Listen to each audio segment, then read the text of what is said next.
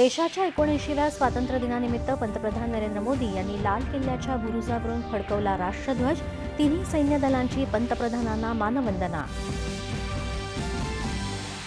आत्मनिर्भरतेसह समृद्ध भारत हा मंत्र देत पंतप्रधानांनी लाल किल्ल्यावरून धाडसी घोषणा करत देश भविष्यात मोठी झेप घेण्यासाठी सज्ज असल्याचे दिले संकेत. अणुबॉम्बच्या धमक्यांना भारत भीक घालत नाही. देश यापुढे अण्वस्त्र हल्ल्यांचं ब्लॅकमेलिंग खपवून घेणार नाही. लाल किल्ल्यावरून पंतप्रधानांचा पाकिस्तानला थेट इशारा. शत्रूला ताकदीनं प्रत्युत्तर देण्यासाठी सुदर्शन चक्र अभियानाची पंतप्रधानांची घोषणा.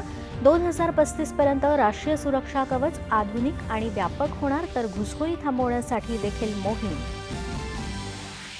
जीएसटी सुधारणा करून यंदाच्या दिवाळीपर्यंत जनतेवरचे कर कमी करून मोठी भेट देणार, तर आजपासून प्रधानमंत्री विकसित भारत रोजगार योजना लागू होत असल्याची पंतप्रधानांची घोषणा.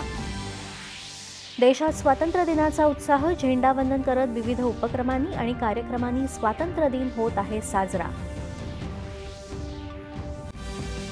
राज्यात मुख्य शासकीय सोहळ्यात मुख्यमंत्री देवेंद्र फडणवीस यांच्या हस्ते मंत्रालयात झेंडावंदन. महाराष्ट्र देशाच्या विकासात नेतृत्वाची भूमिका बजावेल, असा मुख्यमंत्र्यांनी व्यक्त केला विश्वास.